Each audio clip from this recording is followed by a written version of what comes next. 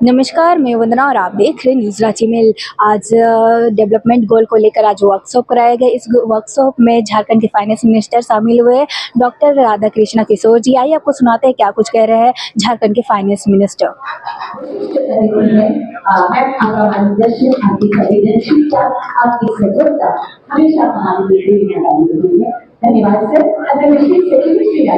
कोई नई बात नहीं है। सतत विकास की बात कोई आज नहीं हो रही है। ये मैंने कहा कि प्रथम पंचवर्षीय योजना से अब तक जो डेवलपमेंट की बात की जा रही है, योजनाएं बनी है, वो सतत विकास के लिए ही है। हमने कहा कि अब मीमांसा करने की जरूरत है, समीक्षा करने की जरूरत है कि आजादी के बाद 1952 से लेकर के आज तक जो सतत विकास की प्रक्रिया चल रही है, जिस पर हम काम कर रहे हैं, भारत और झारखंड कहाँ स्टैंड कर रहा है, हम कहाँ खड़े हैं गरीबी के मामले में, पर कैपिटा इनकम के मामले में, सड़क डेंसिटी के मामले में, हेल्थ के मामले में। ये समीक्षा करने की आवश्यकता है।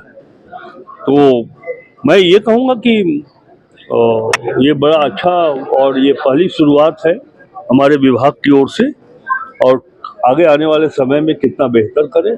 मुख्यमंत्री श्री हेमंत सोरेन जी का एक दिशा निर्देश है कि झारखंड राज्य के वैसे वर्ग, चाहे वो किसी भी जाति के हों, आदिवासी हो, हरिजन हो, सामान्य रूप से जो जातियां हैं जो आर्थिक रूप से कमजोर हैं, पिछड़ी जाति के लोग हैं, अकलियत के लोग, उनका आर्थिक उत्थान हम कैसे करें।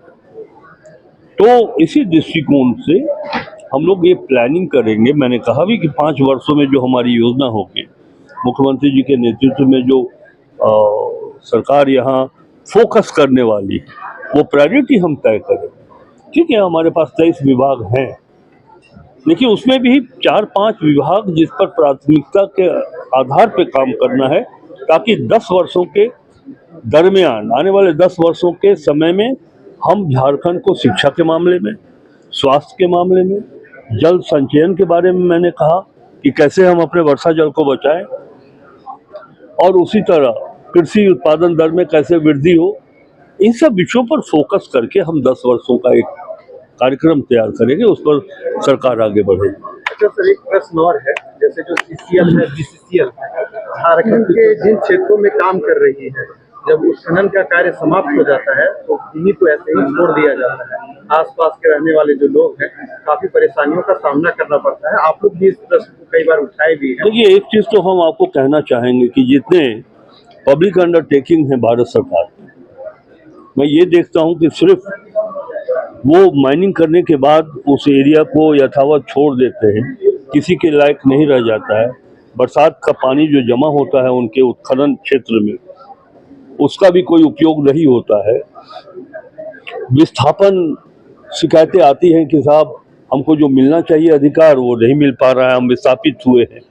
ये सब समस्या है जिसे भारत सरकार को भी देखने की आवश्यकता है, क्योंकि जितने पीओसीज हैं वो सब भारत सरकार के ही हैं, और राज्य सरकार मिलकर के हम लोग देखेंगे तो इस प्रॉब्लम का समाधान हो सकेगा। एक चीज मैंने जरूर कहा है कि हम लाख सस्टेनेबल की बात कर रहे हैं, लेकिन सस्टेनेबिलिटी जब तक ऑनेस्ट नहीं होगा तो सिर्फ योजना बनाने से कुछ नहीं होगा। इसलिए मैंने कहा कि राजनीतिक प्रणाली और कार्यपालिका की प्रणाली दोनों को ईमानदार प्रयास करने की आवश्यकता है।